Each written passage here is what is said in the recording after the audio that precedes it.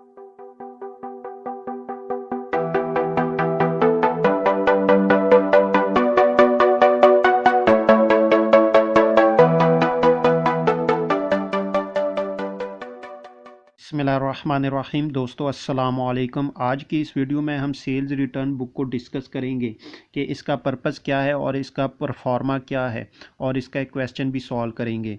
तो स्टार्ट करते हैं। It is also called return inward book. It is used for recording goods return to us by our customer.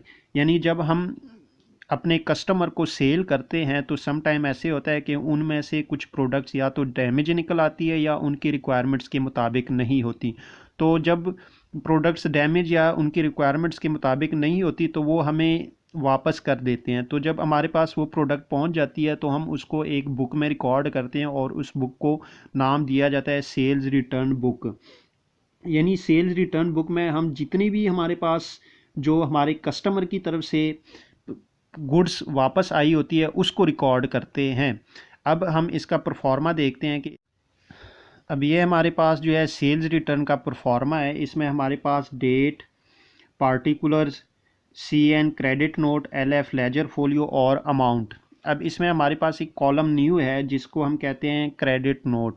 Basically जब भी आपको किसी कस्टमर की तरफ से गुड्स रिटर्न आती है तो आप उसको एक क्रेडिट नोट देते हैं। क्रेडिट नोट ये इनवाइस की तरह ही होता है, बिल की तरह ही होता है। उसमें आप लिखते हैं कि आपकी तरफ से मैंने ये जो चीज़ें हैं ये रिसीव कर लिए और इतनी अमाउंट से मैंने आपका अकाउंट क्रेडिट कर दिया।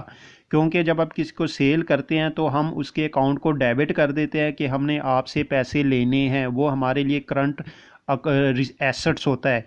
लेकिन जैसे ही उनकी तरफ से हमें जो गुड्स वापस आएंगी तो हमारे एसेट्स में डिक्रीज़ हो जाएगा, तो हम ऑटोमेटिकली उसके अकाउंट को क्रेडिट कर देंगे कि भाई इतनी अमाउंट से आपने हमें ये चीज़ें वापस की है तो अब आपसे हमने इतनी अमाउंट कम लेनी है।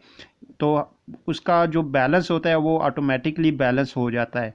तो अब हम इसके क्वेश्चन को डिस्कस करते हैं। तो हमारे पास ये इसका क्वेश्चन है, record the following transactions in sales return book. February 7 goods return by Kaiser ₹700। Kaiser हमारा कस्टमर है जिसकी तरफ से हमें ₹700 की चीज़ें वापस आई। फिर 15 फरवरी को गुड्स रिटर्न बाय आसिफ ₹100। ₹100 की गुड्स हमें आसिफ की तरफ से भी वापस आई। और 25 फरवरी गुड्स रिटर्न बाय नदीम ₹500। और हमें जो नदीम भी हमारा कस्टमर है इसकी तरफ से भी हमें ₹500 की चीज़ें वापस आई।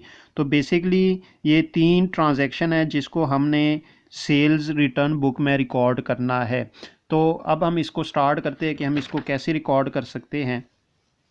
हमारे पास जो सबसे पहली ट्रांजैक्शन है वो है फरवरी 7 को। तो यहाँ पे हम डेट में February 7 लिखेंगे और देखेंगे कि गुड्स रिटर्न बाय कैसर ₹700। कैसर की तरफ से हमें ₹700 की चीज़ें वापस आई है। तो अब जो पार्टिकुलर है यहाँ पे हम कस्टमर का नाम लिखेंगे कि जिसकी तरफ से हमें चीज़ें वापस आई है। यहाँ पे हम उसका नाम लिखेंगे कैसर अकाउंट, कितने 700 की। तो इसी तरह हमारे पास जो नेक्स्ट एंट्री होगी वो हमारे पास है February 15 को, गुड्स रिटर्न बाय आसिफ ₹100। तो फरवरी 15 को हमें आसिफ की तरफ से ₹100 की चीज़ें वापस आई। अब हमारे पास लास्ट एंट्री है February 25 को, गुड्स रिटर्न बाय नदीम ₹500। तो यहाँ पे हम नदीम का नाम लिखेंगे जो हमारा कस्टमर है और यहाँ पे हम उसकी अमाउंट लिख लेंगे जितनी अमाउंट की हमें चीज़ें वापस आई उसकी तरफ से। बेसिकली ये हमारे पास जो चीज़ें वापस आई है, अब इसको टोटल करते हैं। ₹1300 की हमें टोटल चीज़ें वापस, तो हमारे पास जो है ₹700 कैसर की तरफ से गुड्स वापस आई और ₹100 जो है वो आसिफ की तरफ से वापस आई और नदीम की तरफ से ₹500 की। इन तीनों को हमने टोटल किया तो हमारे पास टोटल 1300 रुपये की चीज़ें वापस आई। यानी ये ऐसी चीज़ें थी कि जो डैमेज थी या वो उनकी रिक्वायरमेंट्स के मुताबिक नहीं थी। तो इस तरह हमारी सेल्स में 1300 रुपये की कमी हुई और जो हमारे अकाउंट रिसीवेबल थे जिनसे हमने पैसे लेने थे उनके भी अकाउंट में 1300 रुपये की कमी हो गई, यानी 1300 रुपये से उनके भी अकाउंट डिक्रीज़ हो गए। तो जब हम इसकी अगर जर्नल एंट्री करेंगे तो हमारे पास इसकी जो जर्नल एंट्री बनेगी वो हमारे पास बनेगी सेल्स रिटर्न। अकाउंट को हम डेबिट कर देंगे 1300 रुपये की, और यहाँ पे हम कैसर, आसिफ और नदीम, जो हमारे पास कैसर है वो 700 रुपये से और आसिफ 100 रुपये से और नदीम 500 रुपये से हम इसको क्रेडिट कर देंगे। तो ये हमारे पास डेबिट साइड और ये हमारे पास क्रेडिट साइड। बेसिकली हमारी जो है ना ये सेल्स रिटर्न हमारी इनकम में कमी हुई, यानी जब आपकी इनकम में कमी होगी, आपकी सेल में कमी होगी तो आप सेल्स रिटर्न के नाम से एक अकाउंट उस अकाउंट को डेबिट कर देंगे।